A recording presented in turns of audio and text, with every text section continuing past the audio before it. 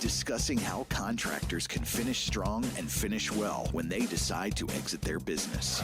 This is the Contractor Succession Podcast.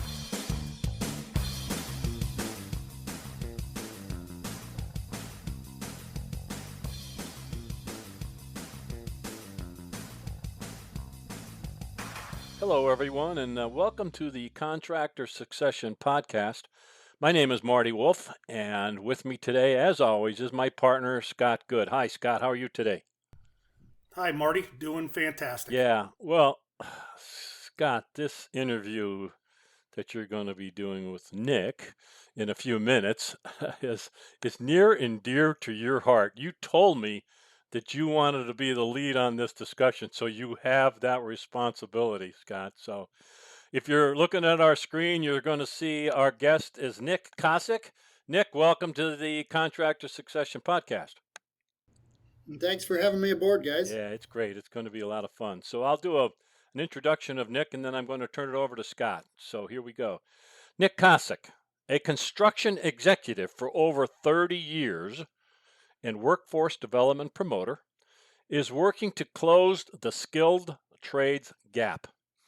He has a TV show about the trades called Working Class, published the book titled Working Class, and speaks to as many people as possible about getting young people into these skilled trades.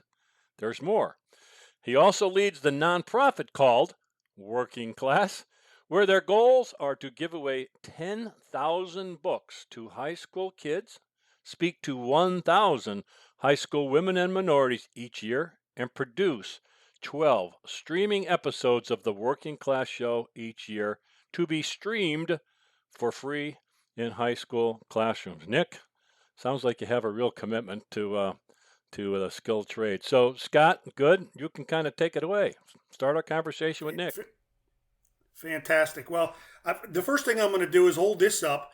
This is the book that Nick wrote, and been through it a couple times already, and just really enjoyed what I got out of it. Nick, nice job putting this thing together. If you don't mind, I want to take something right out of the introduction, and it'll kind of launch us here. You said we have a generation of managers with no one to manage, and a younger generation of people who were lied to. They were sold the promise of prosperity and success in exchange for a college degree. Instead, they were left with degrees in fields that have no jobs, mountains of debt, while the colleges and universities continue to grow and prosper. That's pretty hard hitting. I've been saying something very similar for a lot of years, just not put that well. Why don't you kind of launch us with that and tell us a little bit about what the thought process was with the book, and we can dig into some more from there.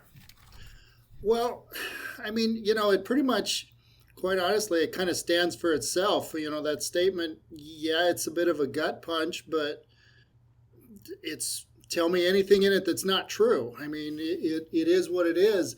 I was a product of, I graduated high school in 1988, and all we ever heard was go to college, get a good job, and make something of yourself. Like somehow carpenters and plumbers and farmers and auto mechanics aren't important. And so what did we do? We all did it. We followed the path, and we all did it. And colleges exploded. They got huge. Tuition exploded. It quadrupled in the last 30 years, more than that in some cases. And we have a workforce of managers, and there's no one to manage. There's no one in the trades. It's crazy the timing of this. I literally have a high school junior in my office today who's shadowing. And we sat down and we started talking about this. And I says, what do you want to do? Well, I want to go to engineering, be a mechanical engineer or an aeronautical engineer. I said, that's fantastic. I said, what do you know about it? What does that really do? And he had no clue. And I started backing up and saying, he asked me, well, what should I be doing to prepare? I says, go work construction. Go get a trade. Go work on the floor to manufacturing. I don't care. Just go do something like that. Don't go work at Starbucks or or somewhere else. And I started explaining the trades and the apprenticeship programs, and that you can get paid to go to school. And, after a 4 or 5 year apprenticeship program, you will have made $200,000 over that period of time and have no debt, versus 4 years of college, you're going to come out with $30, $40, $50,000 of debt and no experience and no skills.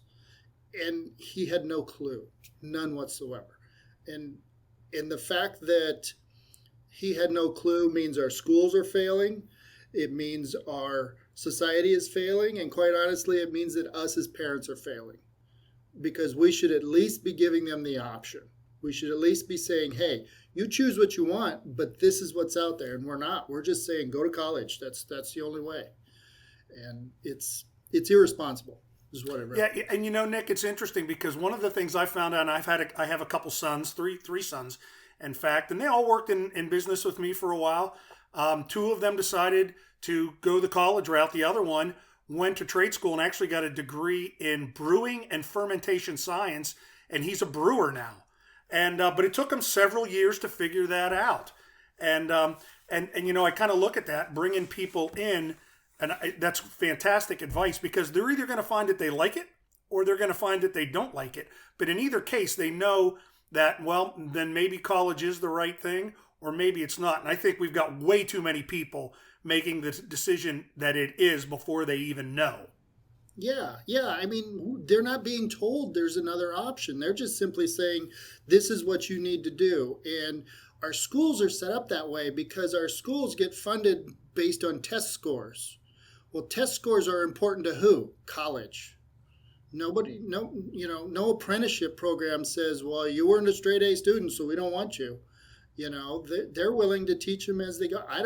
You get a kid that comes in here and is straight out of college, MBA 4.0, versus a kid that spent a couple of years in the field and paid his way through school, or maybe even dropped out of school. I'll take that kid 10 times over. I don't want that kid that's been just, he has all the theory in the world and no practical skills. Nick, you talk about tradesmen and you also talk about craftsmen. And I really like the way you differentiated between the two, and that you can be a tradesman and still not be a craftsman. You want to talk about that for a minute? Well, and that's part of what's happened over as our industry has changed a little bit. You go buy a house, say you want to have a house built. Back when I was a kid, my parents had a house built and they hired a carpenter.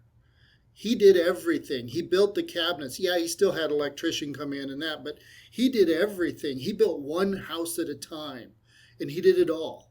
Now it's almost like assembly line trades, right? You get your framer and you get your drywaller and you get every one of these things, and they're coming in and they're doing a trade, but there's no craftsmanship. And the difference between a tradesman and a craftsman is the pride of it, that down in your gut feeling of, I'd do this whether you're paying me or not. That's a craftsman. He's doing it right. A great example, when my parents were building their house, the guy that they built, he also was there, laid the brick. He laid up a wall halfway in brick, stood back, looked at it, and kicked it all down and said, nah, it just doesn't look right. I'm going to do it over. Whereas that would never happen today because it's not cost effective. And that's unfortunately, cost effectiveness has created tradesmen versus craftsmen. Look at furniture.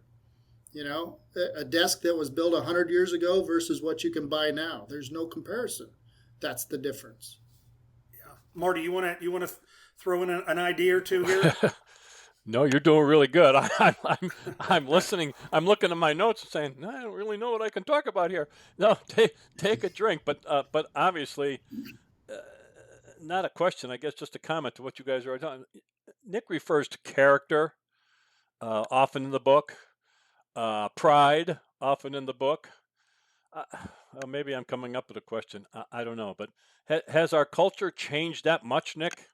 what has changed? You were referring back to when you were a kid and when we were kids, but has our overall culture changed that much that and that's why this is happening? Maybe that's too deep a question. I'm not sure. I think it absolutely has. I think our culture, look at our culture today versus our culture 40 years ago. It's very different. And I'm not passing judgment of better or worse. It's different. Yeah. As with any culture and any business and anything like that, it becomes more beholden to the dollar. Mm. You know, every year we worry about being more efficient. We worry about being smarter. You know, we don't ever say, how do we make a better product? I mean, we do, but it's usually followed by at a cheaper price. Mm. You know, we don't look at it and go, well, how do we just simply make it better? Yeah. It's always cheaper, faster, better. Yeah. You know, the old adage, you can pick two, but you can't have all three. Yeah. Yeah. Nick, you talk about feeding your soul. I love this chapter about and what I really got out of it, and one of the things I preach a lot about, getting, you know, I'm getting up in years and making sure that we are sharing with the next generation and making sure that we're taking advantage of the brain power and teaching the younger generation. I heard a stat, not sure if it's 100% correct, but in our industry, in the construction industry, that for every one person getting in, 3 to 4 are leaving, and trying to get that brain power transferred to the next generation. And talk a little bit about the feeding your soul and where that comes from. Well, I look at that. I mean, you make a couple of points there with the retiring and the people just leaving the workforce. There's a huge gap there.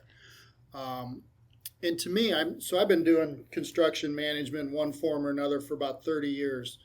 And every once in a while I have to step back and I look at it and I say, okay, where's my soul at? You know, this is a tough business. And sometimes you wake up and go, geez, should I even be doing this? You know, this is crazy. Why am I doing this? And then you have to step back and look into your soul and say, well, what else would give me the level of satisfaction? You know, if I were not being paid, what would I be doing? And it would probably still be something in this field. You know, I may not be beating my head against the wall doing what I'm doing today or tomorrow, but something in this world, in this construction world, I would be doing, whether it being a craftsman, whether it being, you know, whatever. And you have to step back and you have to feed your soul. And what I mean by that is you have to give back. You can't just take. You have to give back. You have to feed the next generation. You have to feed yourself. Otherwise, you know, look how many people in this business burn out. And it's because they just don't step back and say, you know what? I've got to feed that inner fire and keep myself still interested. Otherwise, you're just going to be burned out and it's just a job. And, you know, it's what's the point? Next generation doesn't have any interest. I can't pass it along to anybody. You know, you're a business owner. You know, how many businesses do you hear that their kids don't want it? I mean, you know, it's the succession program, right? I mean, you wouldn't be having this. This wouldn't even exist if people were passing it on to their family and the succession was there and that fire was there. So there's clearly people not feeding their soul, and it's creating this void. I want to again show the book here, and also we didn't mention the subtitle, "Making the Trades Cool Again."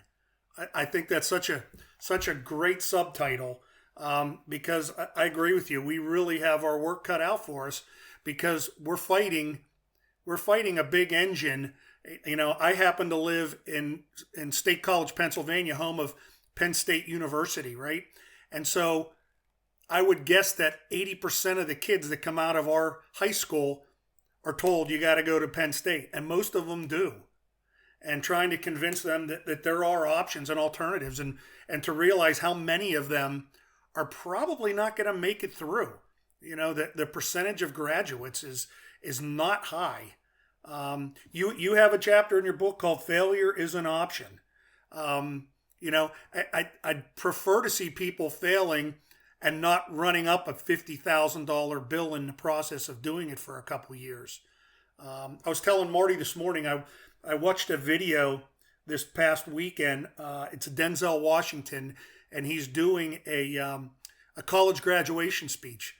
And the focus on that was fail forward. When you fail forward. And I really like your take on, the fact that the only way you're going to fail is if you're doing something. And if you're not doing anything, then what? Right. And that chapter touches on so many different things that, failure's not a goal, but success at all cost isn't a goal either. And here's the thing about failure. I've never learned anything from something I was successful doing, but I've always learned from things I've failed at. So while you always want to win, are you really winning long term if you're always winning? In reality, if you're losing more often than you're winning, big picture, you're probably still winning more than you're losing. And you may lose more battles but win the war, so to speak, because I'm learning more in that, and I'm applying that forward, to your point, failing forward. And at some point, that tide turns.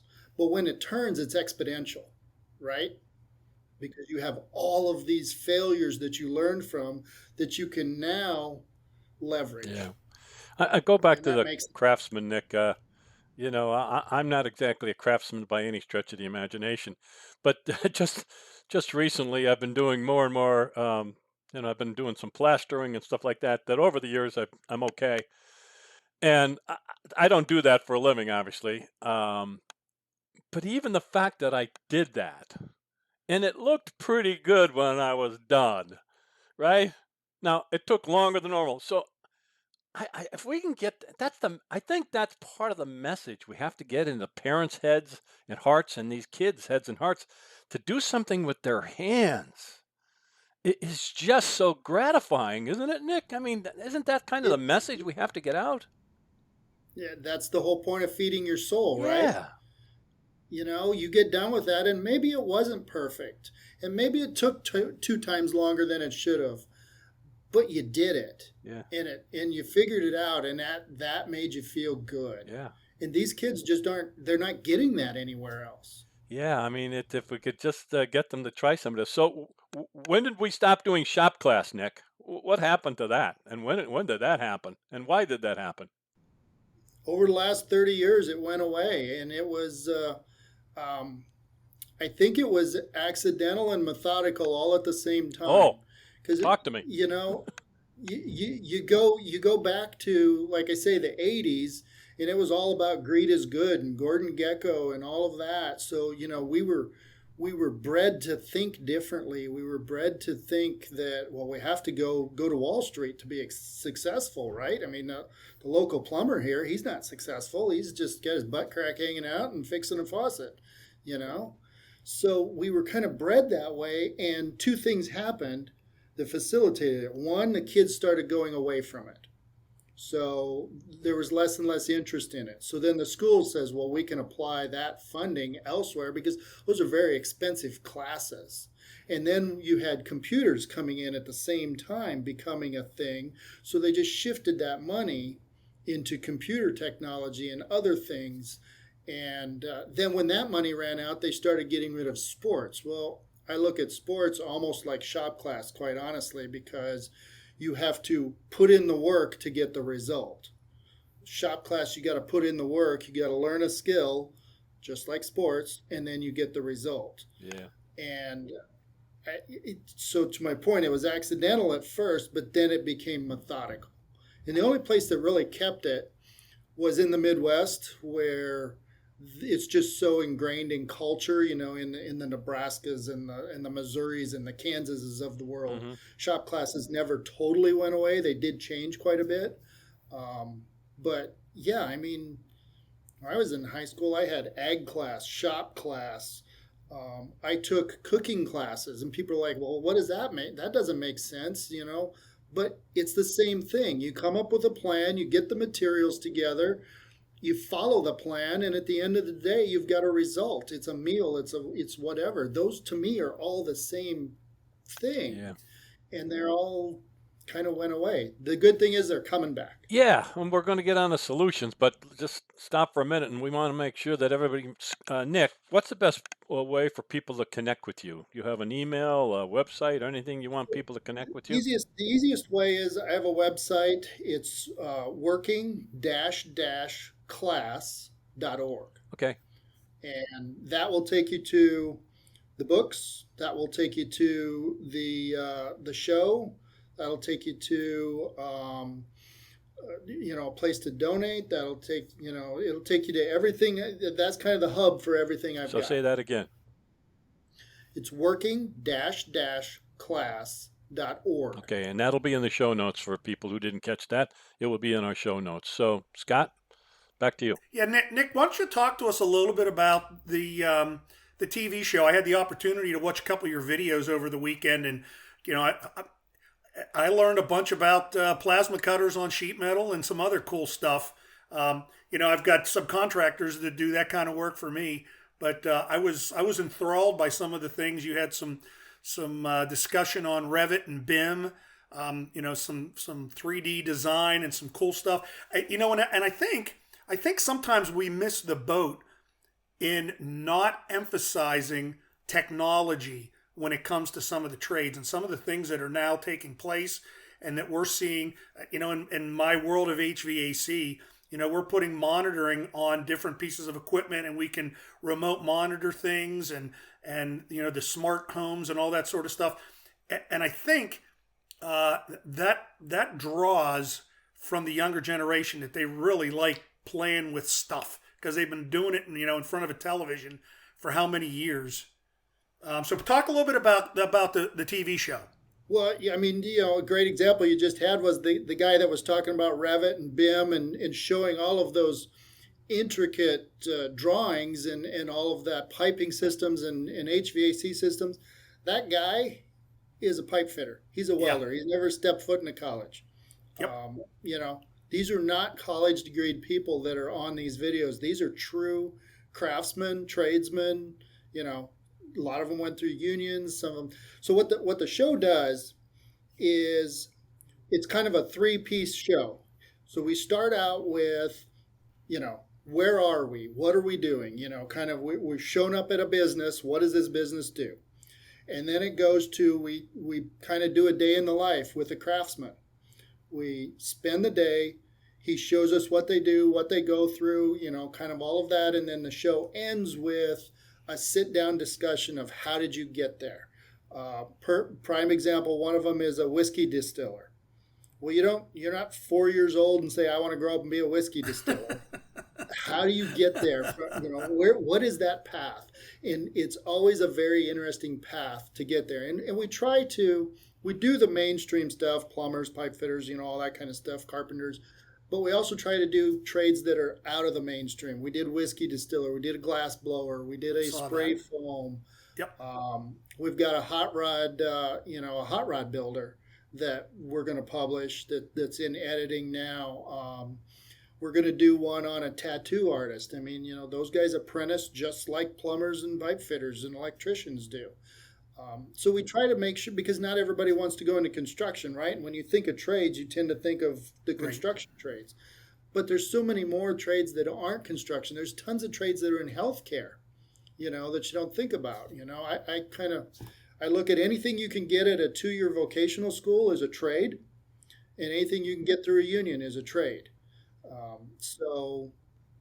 And really anything you can get that you have to apprentice with anyone, that's a trade. So, I mean, there's far more trades out there than there are college degree, careers.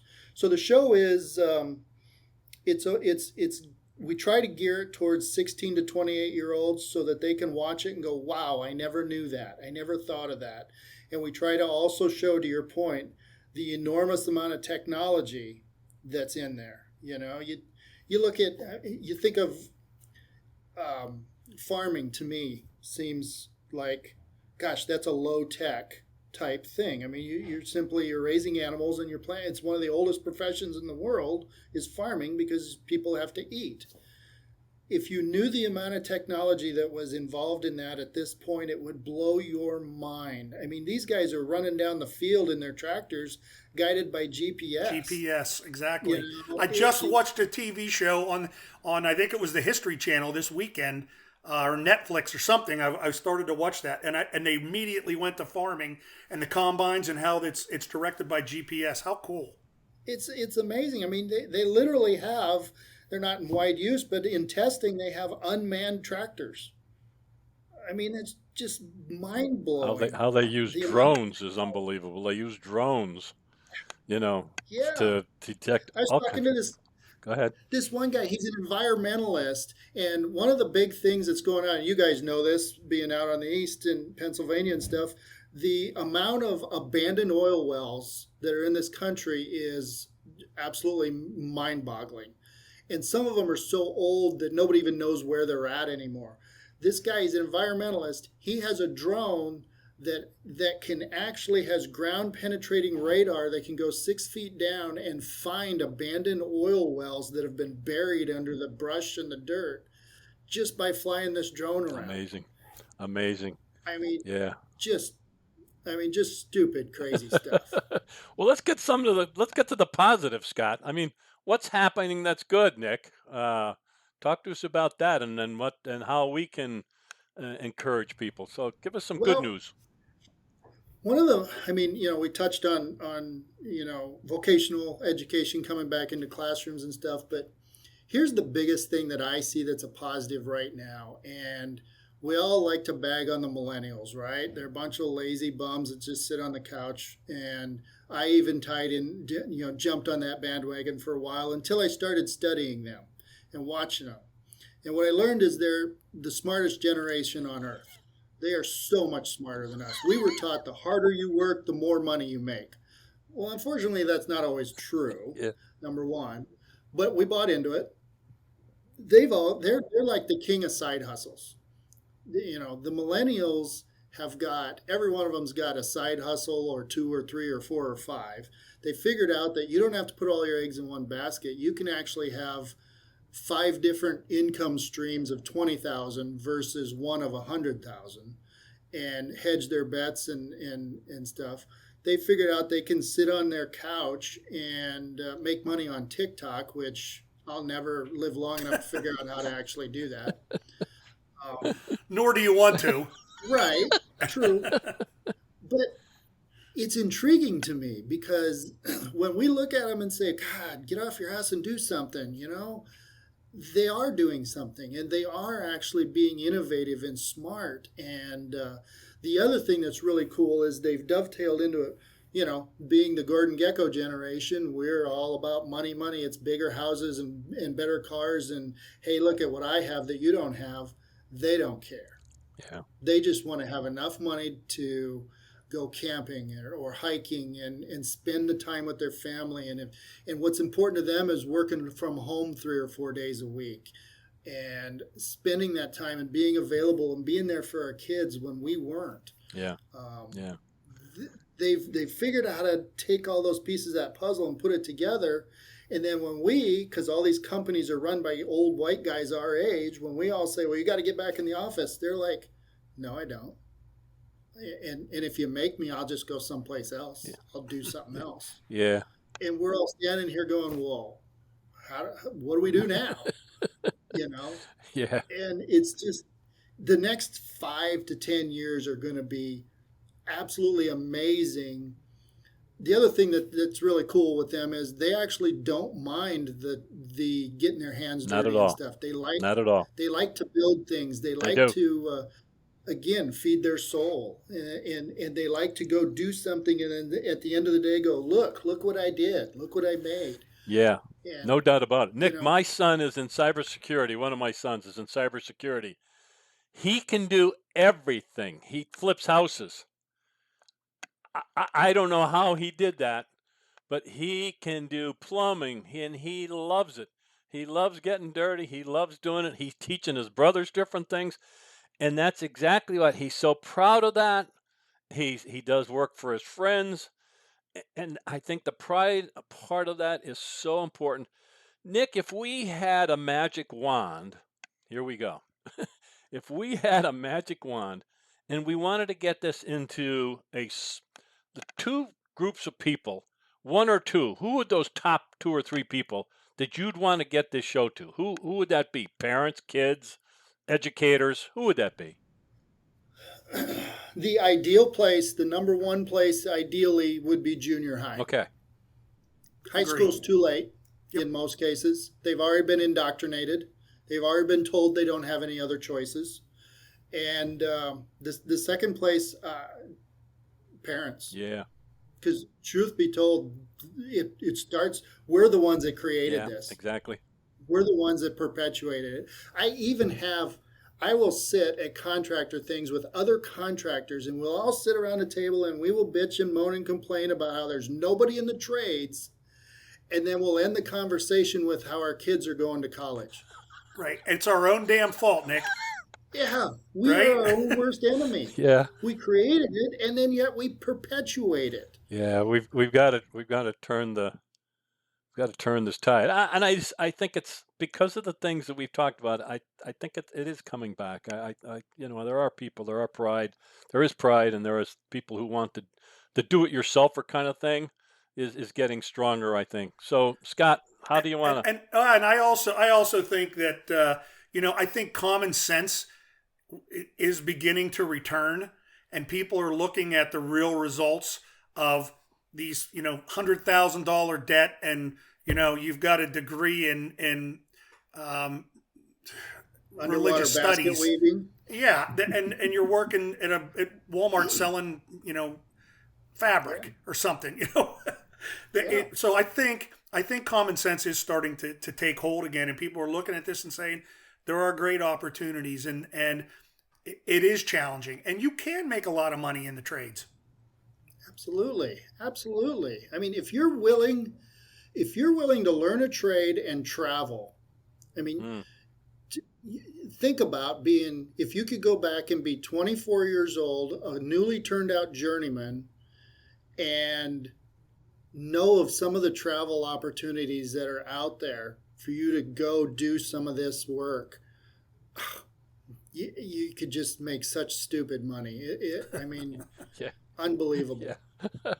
So we need to wrap up, Nick, but what didn't we talk about, or what points do you want to drive home that maybe we didn't come up with? Anything you want to add? No, actually, I think we really kind of had a well-rounded, quick conversation here about how we got here and what we need to do to fix it, and the fact that while some days it feels like the sky is falling and it's terrible, the tide is turning. It took us 30, 40 years to get here. We're not going to fix it overnight. We got, I think the last statistic I saw was 2.5 million construction workers are going to retire in the next 4 or 5 years. And it's really a double hit, because not only are we going to lose all of them, but we're going to lose our brain trust. Those Yeah. are all our foremen and our superintendents. And there's a gap. Yeah. We've got kids coming in the 20s and 30s range, and then we got our 50s and 60s guys, but there's nobody in the 40s and 50s. We're not only losing a huge amount of our workforce, but we're losing the leadership. And that's going to be absolutely detrimental to us unless we figure out something else, some other way to lead these trades in the field. And I think that's going to be a big issue and a big growth thing that we're going to have to figure out how to resolve in the next 4 or 5 years, is how do we lead construction in the field without leaders? You figure that one out, I'll invest. Scott, anything else you want to? No, I highly recommend to anybody to get a hold of Nick's book, Working Class. A great history lesson, great lessons just in life. So well done, Nick. I really appreciate your time and talking to us today. And hopefully our listeners are going to get a ton out of this. Let's work on making the trades cool Again, Nick, thanks so much for being part of the Contractor Succession Podcast. Thank you, guys. I really appreciate your time. Thank you for listening to the Contractor Succession Podcast. You can learn more about us at our website, contractorsuccession.com. You can also find us on Facebook, LinkedIn, and Twitter.